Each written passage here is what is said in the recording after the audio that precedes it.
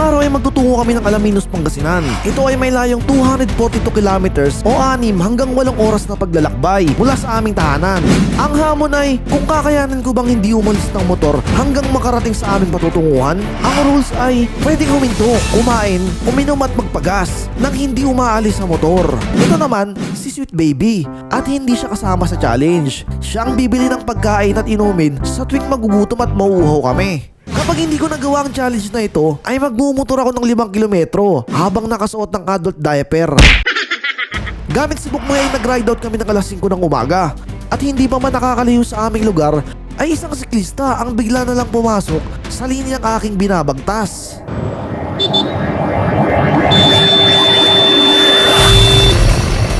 Muntik na yung kamoting siklista na yan, guys.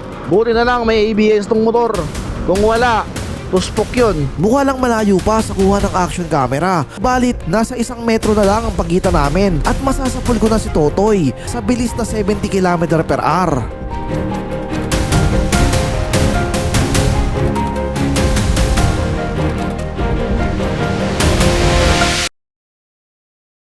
Time check natin, guys, 8:04 ng umaga. Nag-ride out kami kanina 5 AM.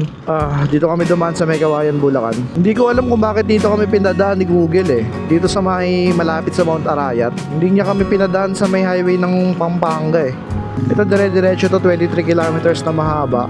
Ang labas nito doon na sa Tarlac. So nag-stop over lang kami. Tapos si Sweet Baby lang yung bumaba. Ako nasa motor lang kasi kailangan natin gawin yun para mabigyan natin ng Justice in Challenge. Okay? Kung di tayo aalis sa motor natin, ang buong biyahe natin ng papuntang Pangasinan. Kaya naman yun kasi dati naman akong Lalamove rider. Yun nga lang, syempre 2021 pa yun eh. 2020, pandemic time.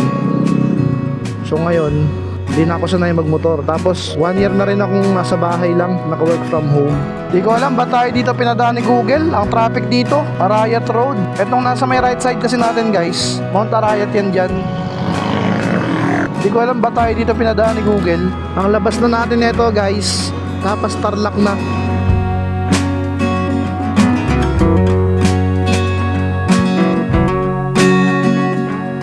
Grabe ang alikabok dito.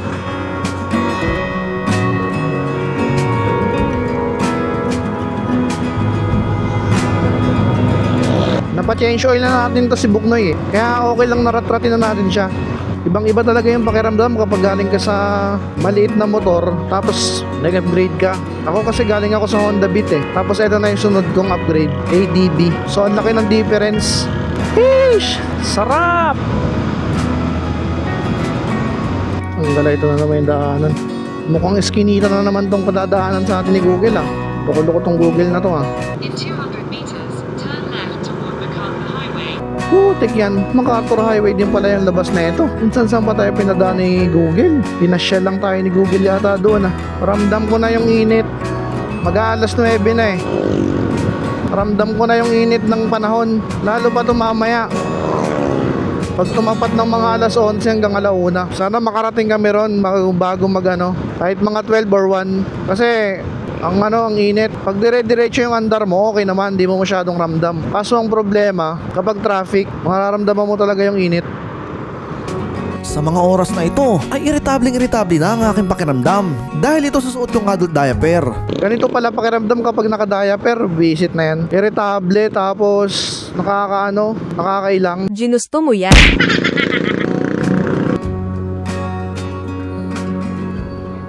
Oh, ang sakit ng likod ko. Ang sakit na rin ng puwet ko. Walang babaan sa motor. 119 kilometers pa, guys. Kakayanin ba ng puwet na may diaper? O susuko na lang at gagawin ng parusa? Ang init na. Pag nagla-long ride, parang ito yung ito yung pinaka boring part eh. Yung dadaan ka sa mga city tapos traffic. Then pagdating mo naman sa locations, maganda yung tanawin, doon ka mare-refresh. Okay na okay. Dumagdag pa ang antok dahil sa puyat. Ito talaga yung kalbaryo ng mga naglo-long ride. Ang hindi nakakatulog sa gabi bago ang ride kinabukasan. Grabe, ang init na. Ito lang yung kalaban mo pag long ride. Tapos yung puyat pa. Kasi diba excited ka, di ka nakakatulog pag gabi. 1 oras lang yata tulog ko. Natatanaw ko na yung mga bundok. Dito banda sa may right side natin. Left side yan, tanga. Guys, do malayo pa naman. 100 kilometers away pa kami. 89 na lang. 89 kilometers.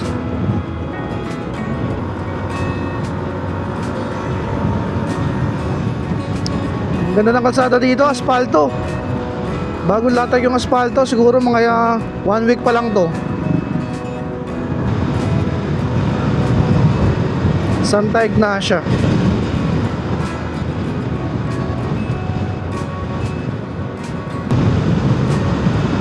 Ganda rito, oh.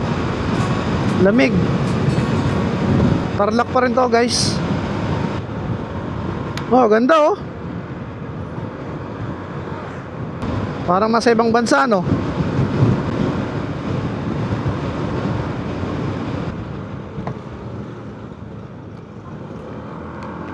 Kamote yun, ah.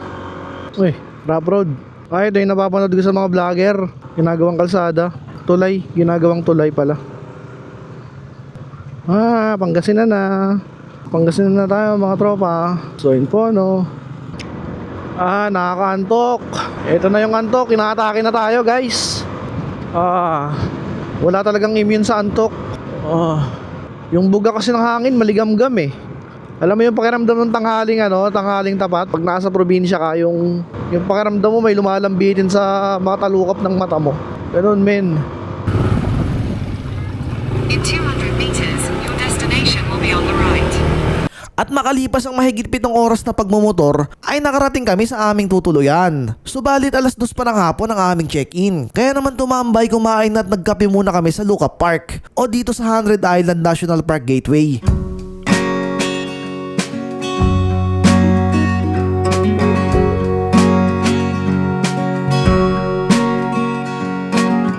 All in all, solid naman ang aming paglalakbay. Ibang-iba talaga ang experience sa dulot ng pagbumotor. Bagamat sumisipa ang matinding init na sinasabayan pa ng matinding antok, ay dumagdag pa ang irritableng pakiramdam dahil sa pagsusuot ko ng adult diaper. Subalit, masaya ako sapagkat nagawa ko ang challenge. Honestly speaking, ay madali lamang ang challenge na ito, lalo na sa mga sanay na sanay ng nagbumotor ng mahabang oras. Kaya sa mga susunod na video, ay masihirapan pa natin ang challenge. Kinagabihan ay bumalik kami sa Lookout Park upang kumain at i-test flight si Bagwis.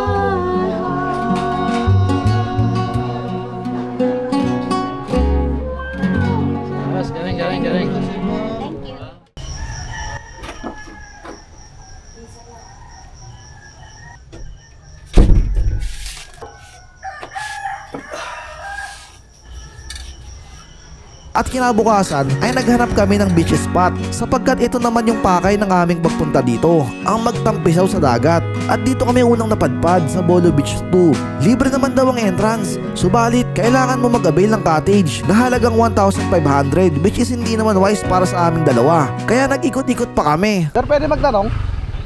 May entrance ba dito, sir? Wala sir, basta mag-avail kayo ng cottage. Ay, dalawa lang kami. Kailangan nyo ng Kailangan ng cottage. Sige, salamat ha. Paalam mo, sir? John Ray, sir. John Ray. Sir John Ray. Okay, sige. Meeting niyo, sir. Thank you, sir. Di pa tayo sa Bolo Beach 1. Kaya nag-ikot-ikot pa kami at dito kami napadpad.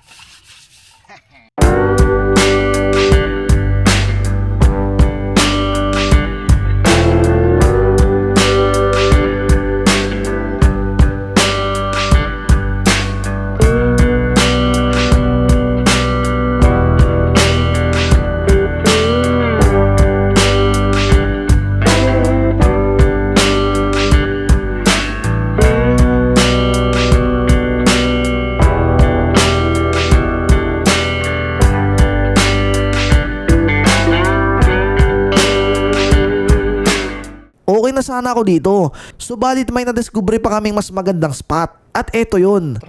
Guys, lipat kami ng venue. May maganda raw nakita si CCTV doon. Sa baba. Sa may tubig. Telbang Ranch.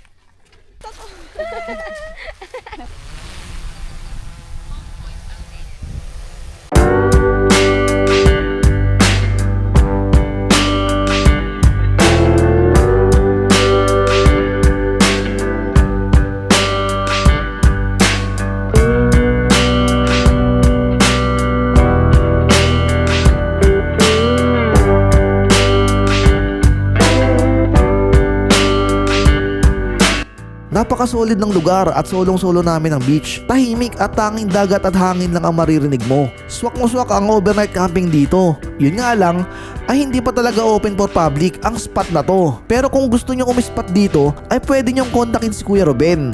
Sabihin mo lang na subscriber ka ni Pugito TV at bibigyan ka niya ng magandang discount.